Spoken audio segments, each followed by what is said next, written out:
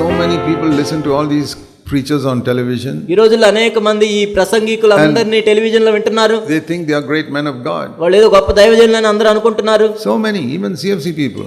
CFC సభ్యులు కూడా వింటున్నారు. Because they don't have discernment. ఎందుకంటే వాళ్ళకి వివేచన లేదు. They see this fellow asking for money. వాళ్ళు డబ్బులు అడగటం చూసినప్పుడు that itself should show you that fellow is a crook. అతడు వంకర బుద్ధి కలిగిన వాడని నీకు దాని ద్వారా తెలియాలి. They still don't understand. They say, but he preaches so well. అదేమి తెలియకుండా ఆహా భలే బోధించాడని చెప్తున్నారు వీళ్ళు. You know who's the best preacher?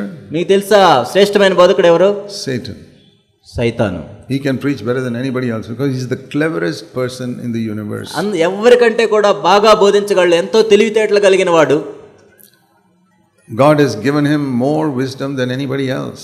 కాబట్టి ఎవరికంటే కూడా అందరికంటే ఎక్కువగా జ్ఞానాన్ని ఇచ్చాడు దేవుడు సైతానుకు. But he corrupted that wisdom. కానీ దాన్ని పాడు చేసుకున్నాడు. But he remained intelligent. కానీ అది ఉంది ఇంకా. See Ezekiel 28. Ezekiel 28. Where God speaks to Satan. దేవుడు సైతాన్తో మాట్లాడుతూ ఉన్నాడు. And Satan is living in the heart of the leader of Tyre, the king of the prince of Tyre. తూరు సీదోనుల రాజుల హృదయాల్లో సైతాను నివసిస్తున్నాడు. And the real verse 2 say to the leader of Tyre, that is the devil who is living inside the king. తూరు అధిపతితో ఇలాగ ప్రకటించము, సైతాను తూరు అధిపతి హృదయంలో నివసిస్తున్నాడు. Your heart is lifted up, you said I am a god. నువ్వు గర్విష్ఠుడివై నేను ఒక దేవతను దేవుణ్ణి అన్నట్లు మాట్లాడుతున్నాడు. He is not speaking to the man, he is speaking to the demon inside the man. ఆ మనిషితో చెప్పట్లేదు, ఆ మనిషిలో ఉన్న దయ్యంతో చెప్తున్నాడు. That is the devil. అదే సైతాను. What does he tell him? ఏం చెప్తున్నాడు? Verse 3, you are wiser than Daniel. నీవు దానియేలు కంటే జ్ఞానవంతుడవు. You know, in the world they say wiser than Solomon. సొలొమోను కంటే జ్ఞానవంతుడు అని చెప్తారు లోకంలో. But God says spiritually the wisest man was Daniel, not Solomon. కానీ దేవుడు ఏం చెప్తాడంటే ఆత్మ సంబంధమైన విషయాల్లో జ్ఞానవంతుడు దానియేలు, సొలొమోను కాదు. Solomon had earthly wisdom. సొలొమోను ఈ భూ సంబంధమైన జ్ఞానాన్ని కలిగి ఉన్నాడు. Daniel had spiritual wisdom. కానీ దానియేలు ఆత్మ సంబంధమైన జ్ఞానాన్ని కలిగి ఉన్నాడు. In the beginning, before the devil became the devil, సైతాను కాక ముందు he was wiser than Daniel. దానియేలు కంటే జ్ఞానవంతుడు.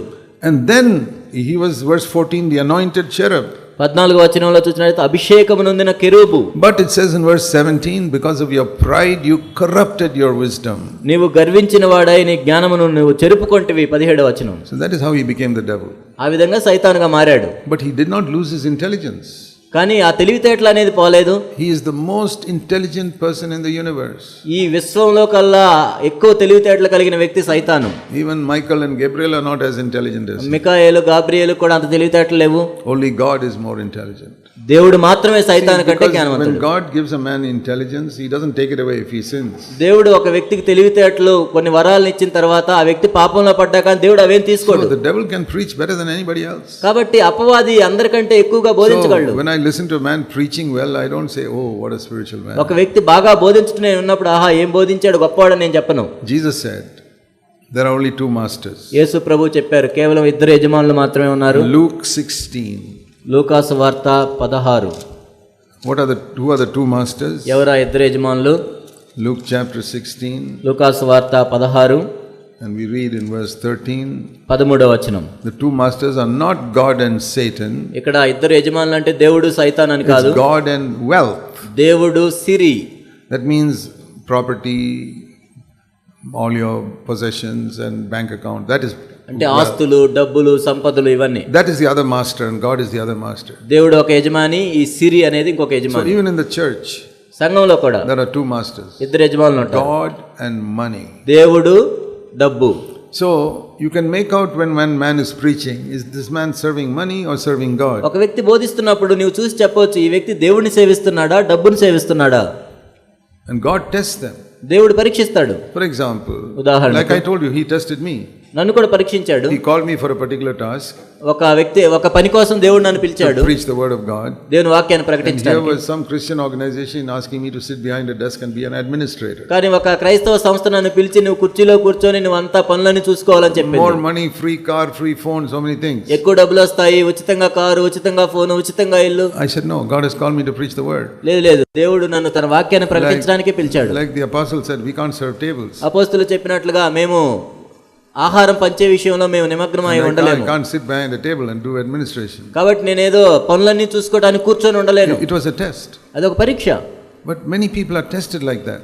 అనేక మంది ఆ విధంగా పరీక్షించబడుతూ ఉంటారు. Even preachers, అనేక మంది బోధకులు కూడా, pastors, పాస్టర్లు, they are pastoring in one church. They are pastoring one church. వాళ్ళు ఒక సంఘంలో కాపరిగా ఉంటారు. Another church will invite them, give them more salary. ఇంకో సంఘం ఎక్కువ జీతం ఇస్తామని పిలుస్తారు. And they go there. వాళ్ళు అక్కడికి వెళ్తారు. And what will they say? వాళ్ళు ఏం చెప్తారు? I have prayed about it and the Lord is leading me there. నేను ప్రార్థన చేశాను, దేవుడు నన్ను అక్కడికి నడిపించాడు. It is like Balaam prayed and said, God is leading me to go. బిలాము ప్రార్థించినట్లుగా దేవుడు నన్ను అక్కడికి నడిపించాడు అని. Don't be deceived by all this. దీనంతటిని బట్టి మోసపోవద్దు. If you see any preacher even slightly interested in money, ఏ బోధకుడైనా కొంచెమైనా ధనాశను కలిగి ఉన్నట్లయితే he is a false prophet. అతడు అబద్ధ ప్రవక్త. I am trying to show you what is true Christianity. కాబట్టి నిజమైన క్రైస్తవం అంటే ఏంటో మీకు చూపిస్తున్నాను నేను. There is a little book which is the first book written in almost in Christianity after the Bible. Bible తర్వాత క్రైస్తవ్యంలో రాయబడిన ఒక పుస్తకం ఉంది. I think written in the 2nd century. 2వ శతాబ్దంలో రాసి ఉంటారు. It's a little booklet called The Teaching of the 12 Apostles.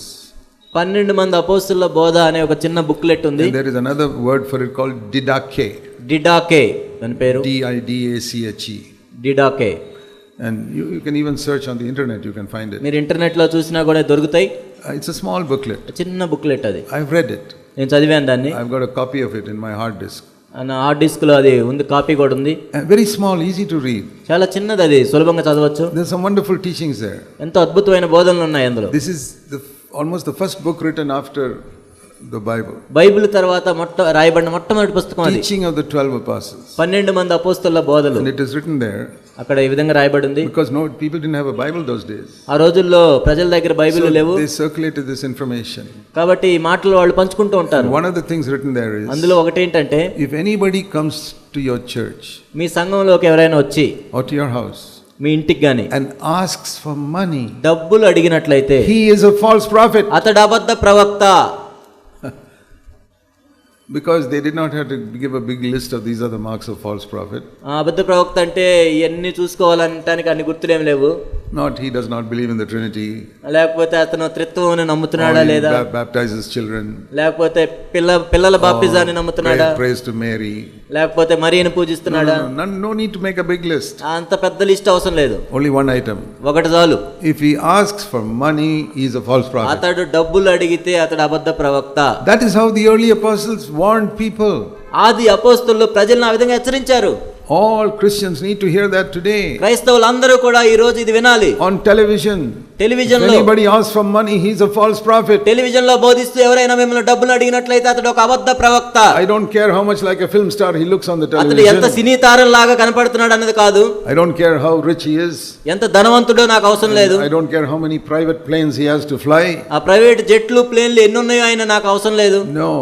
If he asks for money, he is a false prophet. అతడు డబ్బులు అడిగినట్లయితే అబద్ధ ప్రవక్త. You take this one test and you'll be protected from many false prophets. మీరు ఈ ఒక్క గుర్తుని పట్టి చూసినట్లయితే ఎంతో మంది అబద్ధ ప్రవక్తల నుండి మీరు కాపాడబడతారు. What wisdom these simple fishermen like Peter and John had from the Holy Spirit to give that instruction. చూడండి, చేపలు పట్టుకుండే పేతురు యోహానికి పరిశుద్ధాత్మ ద్వారా ఎంత గొప్ప జ్ఞానం ఇచ్చాడో దేవుడు గుర్తుపట్టడానికి. In the Bible also it is there. బైబిల్లో కూడా ఉంది అది. Covetousness is idolatry. దురాశ అనేది ఒక విగ్రహంతో సమానం. That man is an idol worshipper. ఆ వ్యక్తి ఒక విగ్రహారాధికుడు. He is interested in money, not God. అతడు డబ్బుల మీద ఆసక్తి కలిగినాడు, దేవుని మీద కాదు. What is true Christianity? నిజమైన క్రైస్తవం అంటే ఏంటి? It's preachers who never ask for money. That is true Christianity. నిజమైన క్రైస్తవం అంటే బోధకులు డబ్బులు అడగరు. How do you say that? ఎలా చెప్తాం మనం? Because Jesus never asked. ఎందుకంటే యేసుక్రీస్తు ప్రభువు అడగలేదు, అపోస్తలులు అడగలేదు. That is godliness. అదే దైవ భక్తి అంటే.